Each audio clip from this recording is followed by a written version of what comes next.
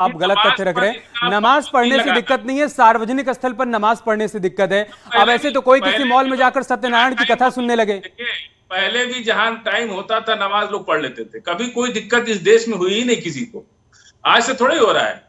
पहले भी जहां नमाज का टाइम होता था 4 आदमी इकट्ठा होते थे, वहां नमाज पढ़ लेते थे, कभी कोई दिक्कत हुई नहीं। आज तक हो रही थी फाजिल अहमद, तभी तो इस पर पाबंदी लगाई गई भाई। जगह जगह सड़क पर जाम लग जा रहा था, लोगों को दिक्कत हो रही थी, परेशानी हो रही थी। अब आप बताइए, मॉल में अगर कोई सत्यनारायण की कथा करवाने लगे वहां पर, तो आपको ये ठीक लगेगा? अरे सर, कोई बुरा नहीं लगेगा, बिल्कुल बुरा नहीं लगेगा, खुशी है। राजू दास जी, ऐसे तो कोई कहीं पर भी इबादत करने लगे, कहीं पर भी भागवत कथा का पाठ होने लगे, कहीं पर सत्यनारायण कथा सुनी जाने लगे, कहीं पर कोई नमाज अदा करने लगे। भाई मॉल नमाज अदा करने के लिए थोड़ी ना बनाया गया है। राजू दास जी, नहीं देखिए, ये मुस्लिम स्कॉलर हैं, बहुत अच्छे प्रवक्ता हैं, इनको साधुवाद देता हूँ, धन्यवाद देता हूँ। लेकिन इन्होंने जो कहा कि वहां पर सत्यनारायण भक्त की कथा भी हो, हमको आपत्ति नहीं होगा, मुझको हंसी आ रही है। एक चीज और इन्होंने कहा कि पहले हम लोग कहीं पर भी नमाज अदा करते थे, हिंदू भाई हमको जगह दे देते थे, कभी विरोध नहीं करते थे, शांतिपूर्ण तरीके से होता था। नहीं, विवाद शुरू कहां से हुआ?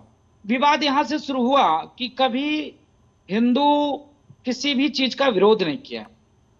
आप देखिए कि रामनवमी का जुलूस निकला, आपने पूरे देश में पत्थरबाजी किया, भगवान राम की प्रतिमा को जलाई, तोड़फोड़ किया, मारपीट किया। वो जुलूस जा रही थी तो मस्जिद से पत्थरबाजी की कौन जरूरत था क्या?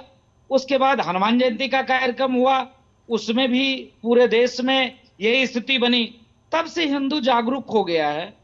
भाई, यह बहुसंख्यक समाज के हम लोग हैं, और बहुसंख्यक समाज अल्पसंख्यक बन के रह जाए, और अल्पसंख्यक समाज जो इच्छा हो हिंदू देवी देवताओं को गाली दें, जो मर्जी हो कहें, धर्म के आधार पर देश की बंटवारा करवा दें। उसके बाद जो है, जब इनकी संख्या बढ़े तो स्कूलों में जो है वंदे मातरम नहीं बोलेंगे, प्रार्थना नहीं करेंगे। आप देखिए कि अभी झारखंड में 17 से 18 स्कूल ऐसे हैं जिसमें पटका लग गया उर्दू विद्यालय, वहां पर ये प्रार्थना नहीं कर रहे हैं। क्यों? क्योंकि टीचर को बता दिया, भाई पढ़ाना है तो नहीं तो चले जाओ, क्योंकि यहाँ मुसलमानों की संख्या ज्यादा है, यहाँ शुक्रवार को छुट्टी होगा, तुम्हारा कानून नहीं चलेगा। गजब बात आप करते हैं।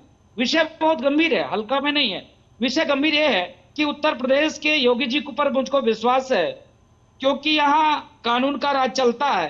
कानूनी प्रक्रिया के तहत हम लोगों ने मांग किया था प्रशासन से कि अगर वहां पर नमाज होगी तो मैं राजू दास भी हनुमान चालीसा का पाठ करूंगा। लेकिन देखिए, ठीक है, आप देखिए, एक मिनट रुक, ज्यादा नहीं, मैं पूछना चाहूंगा, सारे लोग बैठे हैं। हनुमान चालीसा पढ़ने वाले की गिरफ्तारी हो जाती है, लेकिन जिसने नमाज पढ़ा उसकी अभी तक गिरफ्तारी नहीं। ठीक है। फाजिल अहमद, राजू दास जी का यह कहना है कि ऐसे तो कोई भी सार्वजनिक स्थल पर जाकर हनुमान चालीसा पढ़ सकता है, फिर उस पर दिक्कत क्या है? महाराष्ट्र में यही होता है तो वहां पर लोगों को गिरफ्तार करके जेल में डाल दिया जाता है, और आप चाहते हैं कि लुलु मॉल में नमाज पढ़ी जाए और कोई एक्शन ना हो। सुनिए ना, पूरे देश में रामनवमी का जुलूस निकाला, अगर एक आध जगह पत्थर चला तो सैकड़ों जगह मुसलमानों ने शरबत भी पिलाया। तो राजू दास जी को वो बात भी देखनी चाहिए ना कि मुसलमान शरबत भी पिला रहे हैं, सेवा भी कर रहे हैं। हमेशा अभी कावड़िया में आप जाके देखिए कितने मुसलमान सेवा कर रहे हैं, उन लोग हर साल करते हैं, सदियों से चला आ रहा है ये हमारा देश का सिस्टम। हम एक दूसरे के त्योहारों को, पर्व को एंजॉय करते हैं, एक दूसरे के त्योहारों के पर्व को साथ रहते हैं, साथ बिताते हैं। हमारे देश की यही संस्कृति है। अब राजनीति बीच में पड़ करके ये संस्कृति को धूमिल कर रही है, हमारे एकता को समाप्त कर रही है। राजनीति करने के लिए ये जो, सर सुनिए ना, अरे राजू दास जी, आप तो इतने अच्छे आदमी हैं कि हमारा तो बहुत अच्छा लगता है आपसे बात करके। हमको कोई राजनीति जहां आती है वहां रिश्ते बिगड़ जाते हैं सर, परिवार में दो फाड़ हो जाता है, भाई भाई लड़ जाता है। ये राजनीति करा रही है साहब, हम लोग को राजनीति से दूर रहना चाहिए। राजनीति तुष्टिकरण चाहे उनका हो चाहे इनका हो, देश कानून से चले, कानून सभी एक दूसरे का सम्मान करें। जैसे हम लोग सदियों से इस देश में रहते आए हैं वैसे ही रहे तो अच्छा है। इसके लिए प्रयास दोनों तरफ से करना होगा ना फाजिल अहमद। अश्विनी साहब, यहाँ पर फाजिल अहमद का यह कहना है कि देखिए पहले भी खुले में नमाज अदा की जाती थी, पहले भी सड़क पर लोग नमाज अदा करते थे, पार्क में अदा करते थे, सार्वजनिक स्थल पर अदा करते थे, कोई दिक्कत नहीं होती थी, सब मिलजुल कर रहते थे। अब क्या दिक्कत, क्या परेशानी होने लगी, ये उनका सवाल है। एक तो आपसे निवेदन है कि हमारा नाम सही करा लिया जाए, अश्विनी शाह के बजाय अश्विनी शाही है हमारा। ठीक है, हम आपका नाम दुरुस्त करवाते हैं, अब आप जवाब दीजिए। जी, दूसरा मैं ये कहना चाहता हूँ, फाजिल जी बड़े प्यार से कह रहे हैं कि पहले कोई दिक्कत नहीं थी, अब बहुत दिक्कत हो गई। तो पहले सर भी नहीं तन से जुदा होते थे, यहाँ वो कानून नहीं रहता था, लोग एक दूसरे के संप्रदाय का सम्मान करते थे। आप सम्मान न करें और हमसे सम्मान की उम्मीद रखें तो ये भी बड़ा मुश्किल है। यहाँ तो पर जब बदले की भावना से आप बदले की भावना ठीक नहीं ना सर। एक आदमी की सजा आप पूरे समाज को नहीं दे सकते ना। एक आदमी की सजा पूरे समाज को नहीं दे सकते। अरे समाज को क्या, अभी आप बता रहा हूं, सर काटने से घर नहीं चलते फाजिल जी। सर से घर जो आज स्थिति जो है, अजमेर में जो कांड हुआ था, देखिए वहां पर हिंदुओं ने एक शांतिपूर्वक वो किया कि वहां पर 80% दुकानों की बिक्री बंद हो गई। तो मैं ये कह रहा हूं कि उत्तर प्रदेश में जब नियम लागू कर दिया गया माननीय मुख्यमंत्री जी की तरफ से कि सड़कों पर नमाज नहीं पढ़ना है, कोई भी धार्मिक कार्यक्रम नहीं होंगे, तो आप लोग जानबूझकर उसका क्यों पालन नहीं कर रहे हैं? इसका मतलब क्या है? आपके मन में उस कानून को तोड़ने का, क्योंकि वो कानून भारतीय जनता पार्टी की सरकार ने बनाया है, योगी आदित्यनाथ जी ने बनाया है। तो आप जब तोड़ना चाहते हैं तो आपके साथ प्रशासन भी कोई कानून नहीं बनाया है प्रदेश के अंदर। आप गलत बात बोल रहे हैं। कोई कानून ऐसा नहीं बना है, ऐसा कोई कानून पास नहीं हुआ है उत्तर प्रदेश सरकार में, विधानसभा में। तो धर्मेंद्र जी, अरे धर्मेंद्र जी, अरे सर सुनिए ना, धर्मेंद्र जी समाजवादी पार्टी के प्रवक्ता पूछिए कि कोई कानून पास हुआ है क्या? उत्तर प्रदेश में सड़क पे नमाज क्यों नहीं? आप लोगों ने, ईद और बकरीद बीत गया, किसी सड़क पर नमाज का फोटो दिखा दीजिए हमको। नहीं ठीक है, सड़क पे अवरोध हो रहा है, लोगों को आपत्ति, हम खुद हट जाएंगे, लेकिन कानून पास नहीं हुआ। किसी संप्रदाय, किसी भी धर्म का कोई कार्यक्रम सड़कों पर नहीं होगा। मेरी बात सुनिए अश्विनी जी, कानून पास नहीं हुआ है विधानसभा में कोई भी। ये भले ठीक है धर्मेंद्र यादव जी, ठीक है मैं आऊंगा आप लोग के पास। धर्मेंद्र यादव जी, ठीक है सर मैं आऊंगा, मैं फिर से आऊंगा आप लोग के पास। धर्मेंद्र यादव जी, बीते कुछ दिनों में जो कुछ हो रहा है सर, देखिए अभी जिस बात का जिक्र यहाँ पर अश्विनी सहाय कर रहे हैं और राजू दास जी ने भी कहा कि पहले ये भी तो नहीं होता था ना कि सर तन से जुदा कर दिया जाए।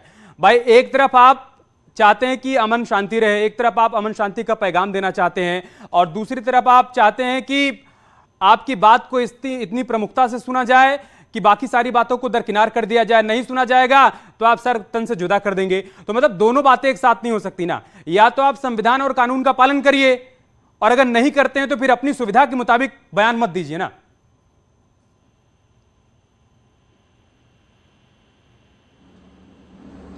धर्मेंद्र जी,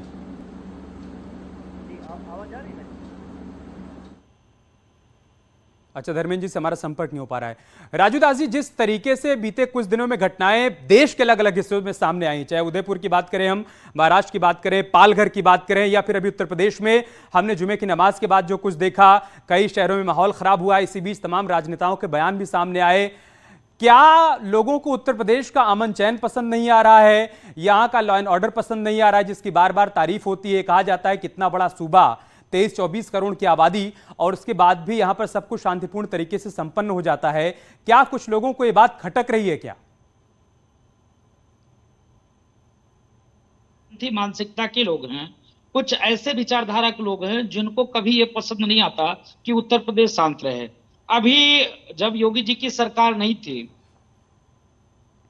अखिलेश जी की सरकार थी, उस सरकार में मैं कोई राजनीतिक दल का प्रवक्ता नहीं हूं, संतों की तरफ से बोल रहा हूं, इतना ज्यादा दंगे हुए। हमारे फैजाबाद शहर में 130 दुकानें जली, कितने लोगों को मकानें जली, सपा सरकार में कितने लोग जेल गए, क्या क्या नहीं हुआ। इस सरकार में ऐसा क्यों नहीं हो रहा है? इस सरकार में इन लोगों ने 2-3 मामले को आगे बढ़ाया। एक सीए एनआरसी पे इन लोगों ने कोशिश किया था, लेकिन यहाँ के प्रशासन सख्ती से उसको निपटाया, सबकी मकान नीलाम किया, घर को गिराया। दूसरा, इन लोगों ने पुनः नुपुर शर्मा के मामले में जिस प्रकार से 4-5 जगह ये लोग रोड पे आए और पुलिस वाले को मारा, थाना पुलिस चौकी को फूका। अब बताइए, हम सामान्य आदमी हैं तो हम कहां बच पाएंगे? जिसके पास AK-47 हो, उसको इनके बच्चों ने पत्थरों से हमला किया, पेट्रोल बम से हमला किया, बम से हमला किया, गोली से हमला किया। आप समझ जाइए। एक तरफ तो मेरे भाई ये कहते हैं कि पता नहीं कुछ दिनों से क्या हो गया है कि हिंदू क्यों हम लोग को देखकर उग्र हो जाता है। अरे भाई, ताली दोनों हाथ से बजती है मेरे भाई। हमने तो अपना विशाल हृदय आपको दिखाया। अयोध्या जैसे नगरी में आप बताए कि राजदास जी आप बोलते तो अच्छा लगता है, लेकिन आप ऐसे विरोध करते हो। भाई, ये धर्म नगरी अयोध्या है। मैं पूछना चाहता हूँ, क्या मक्का में मंदिर बन सकता है? नहीं बन सकता है। क्यों नहीं बन सकता है? क्योंकि वहां खाली मुसलमान है, हिंदू एक भी नहीं है। आपके इतना उदार भाव आपके अंदर है ही नहीं कि वहां पे आप मंदिर बनवा दे। लेकिन अयोध्या जैसे नगरी में 17 मस्जिद है और 17 मस्जिदों में से 4-5 मस्जिद है जहां पर 2-4-5 घर मुसलमान है। मैं अयोध्या की बात कर रहा हूँ, फैजाबाद शहर की बात नहीं कर रहा हूँ। और यहाँ पर लमसम, सुनिए तो, लमसम मंदिर है, कोई अन्य मुसलमानों का घर नहीं है। 5 वक्त की नमाज होती है, कभी कोई विरोध होता है क्या? कभी नहीं।